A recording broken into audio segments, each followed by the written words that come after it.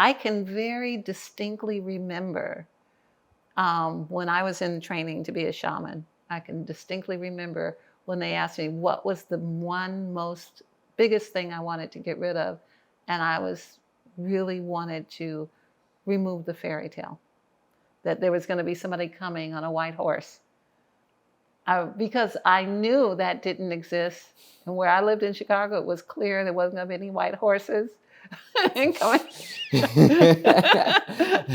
with a prince on them. Coming down.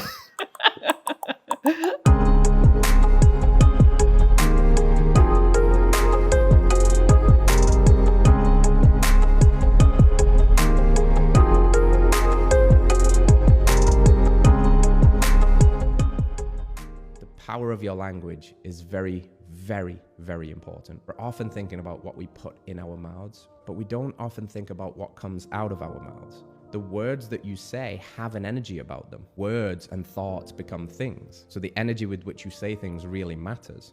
If you want to shift your mood or your energy like that, try the inner smile meditation.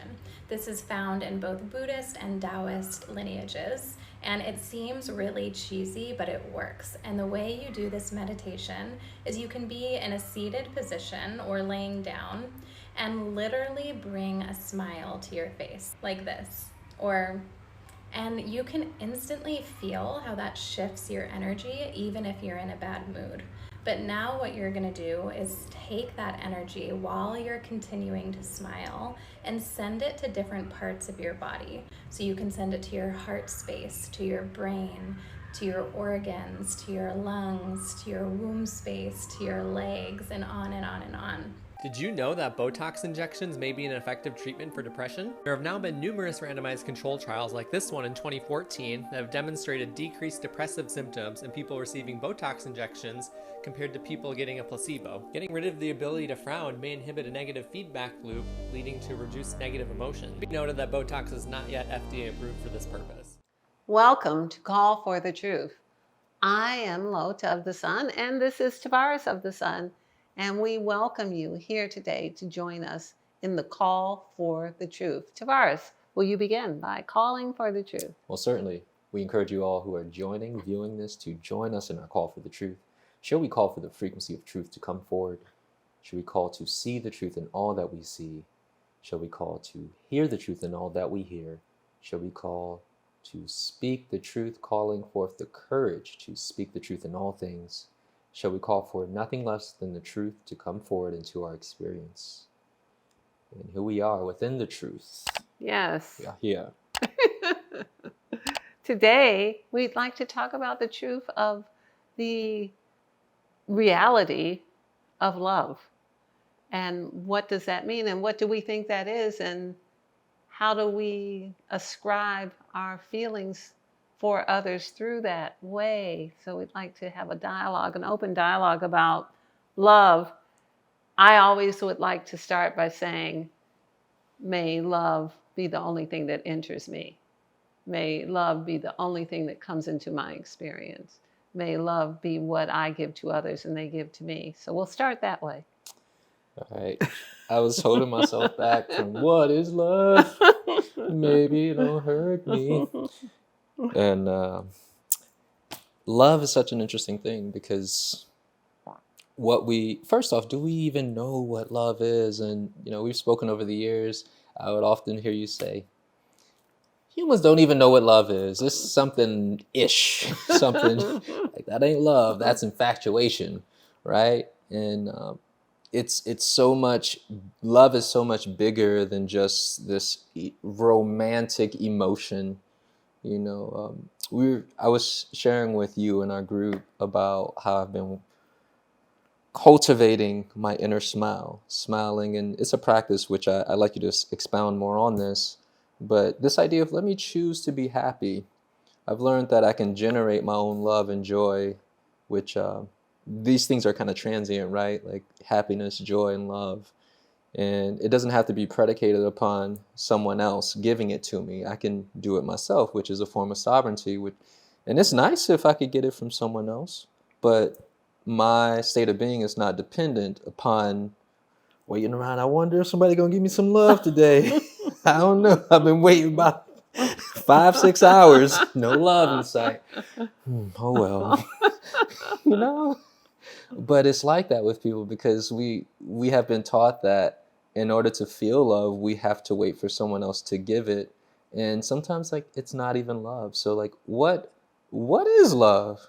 This is so interesting because there's so many directions we can talk about this in. Of course, because I have clients and this comes up where they feel that they will feel better if they have someone in their life, and the implication is that then that someone will be responsible for making sure that they feel whatever good things they need to feel, and they no longer are responsible because that person has taken on that job. That's their full I don't time. got to make myself be happy and love myself because that's your job. Yeah. Clock in. Make sure you clock in. What time I wake up? Like, right? It's exactly that. There's another aspect too, is that at different times of your life, there are different things, different ways in which you experience things. So in your youth and in your adolescence, the way you would experience love would be maybe you fall in love. That sounds like it hurt. And often it does. Scrape your elbow doing that. Yes, and often it does. You know, that idea of, I don't know if I feel like I'm falling yet. I don't know if I'm there yet. Don't worry, it's okay. Like, don't. That has more to do with the stage of your development, where you are and how you perceive. So in that kind of romantic love, there are other kinds of love, of course, which are not analogous to what I'm saying. But in maturity, you don't fall off the building. No. It's more like a rising. Yeah, it's more like an assessing all of the possibilities, and then moving into the frequency that best will support you. That is what it should be, which is more in alignment with what we think of when we think of Mother Earth. You know, why do we think of the earth as mother? Because we are bestowed with so much vegetation and food and all of the wind and the sun and the air and the water and all of these things that we can ingest as life-giving, which would imply love. Yes. You know, so when a mother has a baby and she's looking at the baby, this is a life-giving exchange. So would it be appropriate to say anytime that we are either giving a type of energy or action that supports life for self or another, that can be equated as love? Absolutely. That would be true. It would be what is in support of life would denote, I see love there. I see that bee loves that flower. I see that butterfly loves the sun. I see that the things that operate in inter-exchange of support of one another. You know, it's like what we don't need to attribute romantic emotional qualities to the word love, but we can.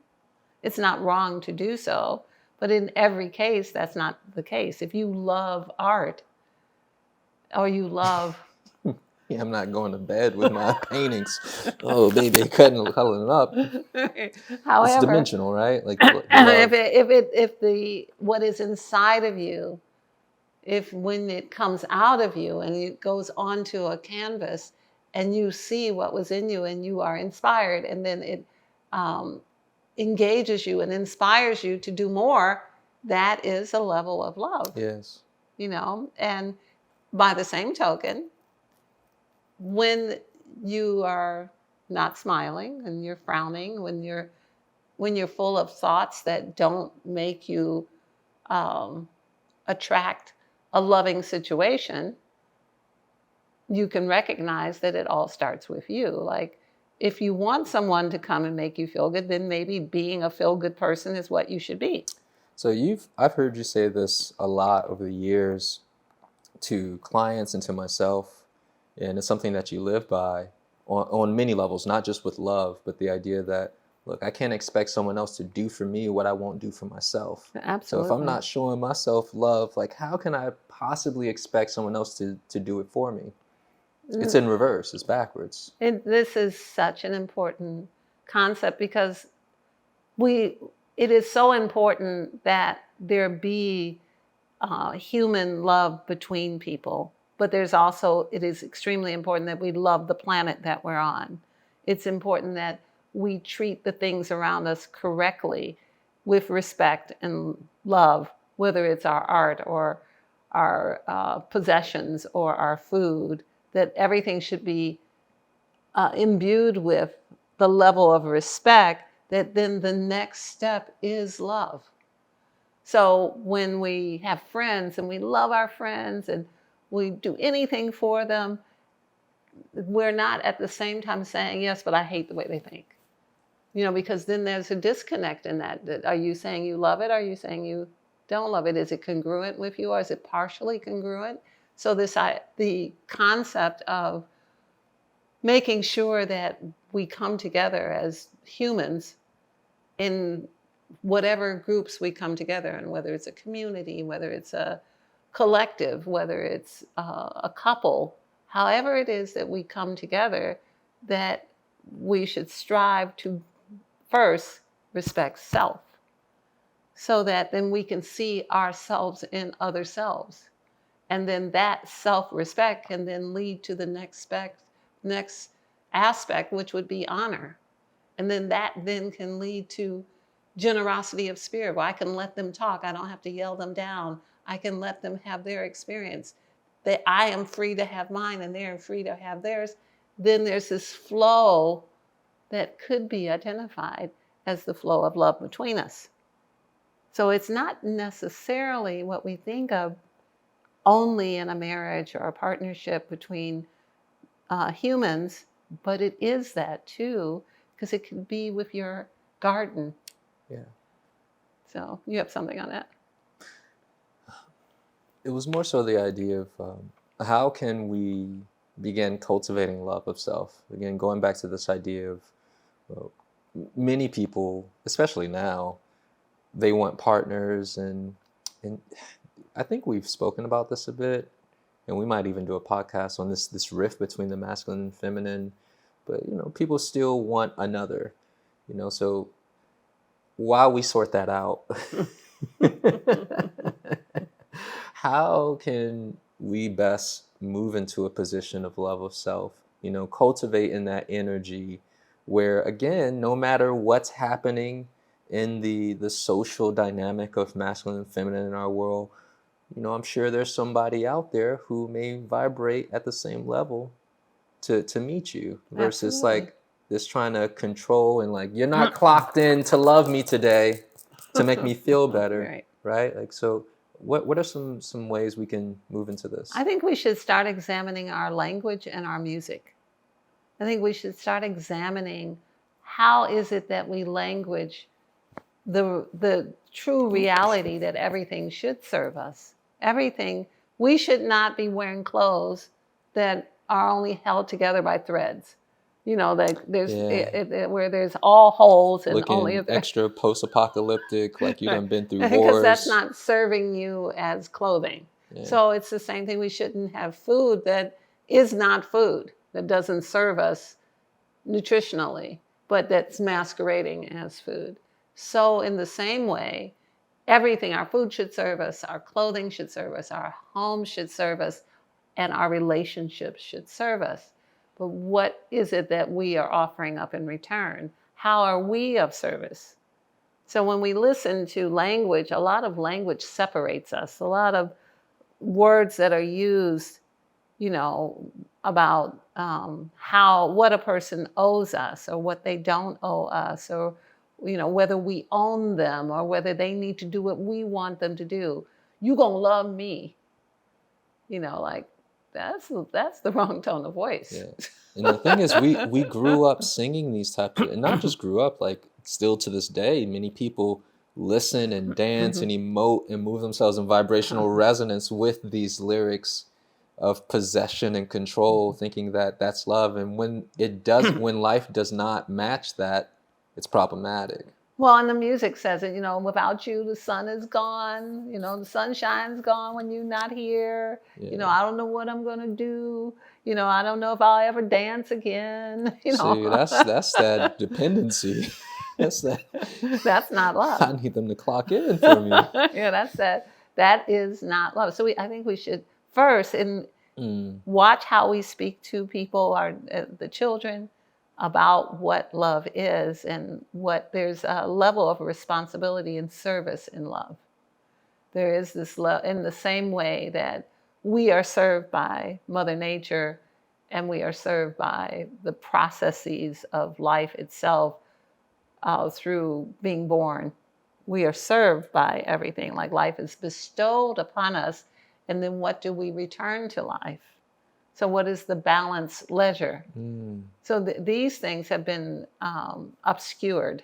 Yes. And reduced to, you gonna belong to me and you're gonna be here when I want you to be. And if you're not, I'm gonna commit suicide because the sun don't shine no more. And I mean, that's kind of how we have reduced the equation. That's exactly. I have several clients that come to mind, and even myself from years ago. And most of us have gone through this process. I can very distinctly remember when I was in training to be a shaman. I can distinctly remember when they asked me what was the one biggest thing I wanted to get rid of, and I really wanted to remove the fairy tale, that there was going to be somebody coming on a white horse. Because I knew that didn't exist. And where I lived in Chicago, it was clear there wasn't going to be any white horses coming with a prince on them. Coming down. I knew that wasn't going to happen. But most of us have bought into the fairy tale that there is going to be, that we are suffering and we can't do anything about it, and that there must be an intermediary. In the same way people use the church, there must be an intermediary to come and be of service to us, to remove us from our suffering so that we can then be free to be beautiful and rich and wonderful. And of course, these options exist, but they don't necessarily exist in the fairy tale. And I was very aware that needed to be exercised from my mind. Release this. Yeah, that sounds like. And so, in my training, that was the biggest thing.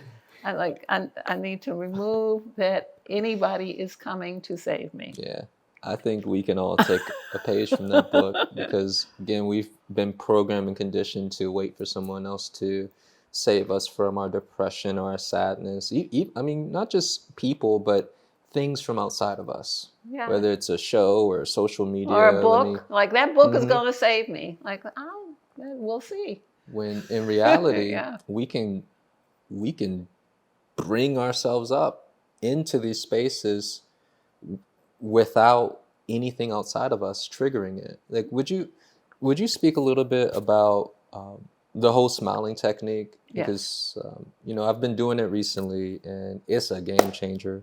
But you shared this with us years ago, and it's a known practice, smiling at your organs, but the power in doing such a thing, and how we can cultivate our own frequency of happiness and love.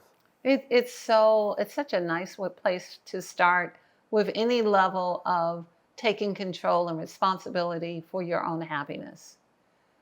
Knowing that you have the power to smile. You really do. You actually have that power. You can smile. And the smiling affects more than the physicality that someone else sees. The brain actually works in a different way. When the smile on the face happens, the brain works differently. And there have been many studies on this. And there was a study done, it's really interesting because it was done about Botox, that if a person had Botox in their face, which we're not in support of, but this is what the study said, and they no longer could frown because the Botox paralyzes, they damage themselves by paralyzing the muscles in their face. And they went back over these people who had had it done in the case study, and they found out that because they were unable to frown, they were actually happier.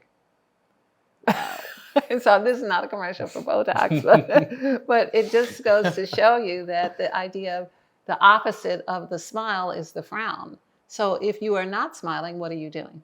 You're frowning. Or at varying levels of, Yes. you're at varying levels. I must say, I was testing this out yesterday, and I was actually in public, and I chose to just smile. And one of the things, there's several different experiences, and I'm going to share and keep them brief. I realized that there was less room for judgment of what I was seeing by staying in that space. Just choosing to smile raised my level of thought pattern. It does, yes. Where it didn't matter what was going on or what I would see, because we be having them unconscious thoughts. What they wearing? What they doing? Why they look like that?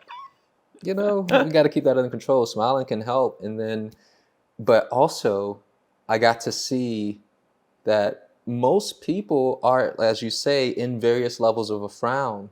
Yeah. No one's really happy. It's like this stoic, and not in a good way. It's not like they're controlling themselves, but like this. And then another cool thing though I saw is that it was contagious. It's like my self-love was rippling out. We've been talking about this idea of the pebble in the pond, and how every action, every thought that we're doing, every emote is rippling out through the field, and it's affecting others, whether we are conscious of it or not. But I could see real time when I would make eye contact with someone during the smile, and they would either crack a smile or they would greet me, So it's palpable. Vibration. We are a universal remedy of support, an ally infused with positive frequencies and biophotonic light particles, intended to return one to the greater whole of one's organic nature. Within our layered structure exists an opportunity for metamorphosis, prompting divine healing energies of light to awaken your original composition, that which has been irritated by inorganic substances through mental, emotional, and physical material. We are navigators, those who operate by way of your conscious thought and directive, exponentially moving to the physical areas of stuck emotion within the body that are in need of restoration. When engaged with us, we identify and mirror the called upon frequencies of lower vibratory notion for it to see itself in transmutation, while awakening that which is dormant to shift into the rectification of optimum balance and functionality.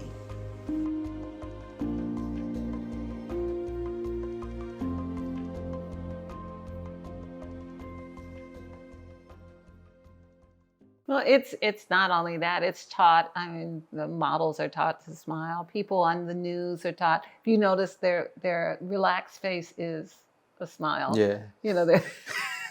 They're taught to, have, because it's a more attractive posture to be in. So what we're looking at when people are not smiling is they're going through whatever their daily thought patterns are. These are their thought forms. You're seeing on a person's face their thought forms. So when that's why this study that was done is so interesting, because when your thought form can't be expressed, it changes the way the brain interacts with your reality. Yes. So your reality Literally changes because you can't express that. So if you choose to smile, this is an opening of really giving yourself a micro dose of love. Totally. It's like Totally. you get that micro dose of love, you smile at people, you walk around your own house smiling and being delighted at whatever's going on, or you think a delightful thought and you keep in your mind, "Yeah, let me keep this going. This feels really good." And then you don't feel like you have to imprison another. But what happens is people are so attracted to the smile, they want to come into your experience and be part of it. So it's quite the opposite. It's like we do the thing that we don't want that makes us receive more of what we don't want to happen. Are you following that? Yeah, totally. Because I'll reiterate what you're saying. We've been taught reality backwards, how it functions, and, to chase after the thing outside of us to get it. It's like, no, release and let it come to you. Yeah. You become it and you magnetize to it. You magnetize to it, and that's the reality, and then your reality shifts. But if you go on the hunt, I'm gonna go hunt down the thing I'm looking for, but I'm going to continue to think the thoughts that are represented on my face, then even if you hunted it down, will it come back with you? Yeah, that's the thing. Yeah. Because frequencies like to match. You will gravitate towards the thing that matches you. So if you're in the frowning state, you'll probably gravitate to another frowning face. So the simplest solutions begin by giving yourself this micro dose of love. The smile, which is thoroughly investigated. You can find information on it anywhere. The smiling into the organs is a healing technique, and we do something similar. But the idea of you think about your heart and then just smile that thought into your heart. You think about your liver and smile. See, I'm doing it right. It's like, it's so wild. Why did they not teach us this growing up? It's okay, we here now. But doing it, like, my insides light up, and that the energy just. And then anyone who's looking at you It's wild. will be contagious to Yes. the frequency matching. But if you're, barely moving and barely alive and just really would like someone else's energy, it is unlikely that you can get that in a freedom way. So speaking of which, when you were speaking about going on the hunt for love and will the other party stay or not, and I was seeing the dynamic of control, domination, control, and that's like typically what's happening in relationships, which, distilling it down, when we cultivate love this way, it's established within freedom, because you're willingly allowing the natural forces of life to gravitate towards you or magnetize towards you that which is a match. Not I need to force. And you ever try to push two magnets together that are flipped? Like, it's hard. And I feel like that's what we're doing. But when we do this, again, you said it earlier, we're in the flow of things. Yes. Tai Chi, Qigong there. In the flow. And also I have noticed, I do a lot of couples counseling. And what I have noticed is if a person doesn't get who they are and what they won't stay. It doesn't matter what you're offering. I can attest to that. Doesn't matter how good it looks. It doesn't matter what it smells like. It doesn't matter. People will not stay in a relationship if they cannot get what they need and want. That usually is a reflection of who they are.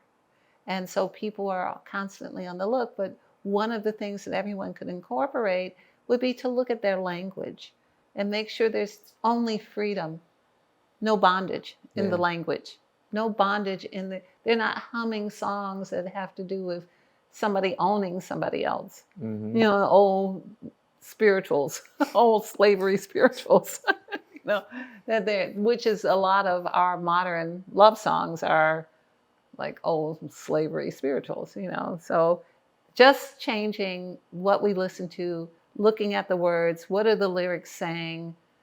Is there freedom and sovereignty in that? Is there some level of delight with self? There is music out there like that. and let that inspire the other, let you become that, let it inspire another, and then there is no breaking up.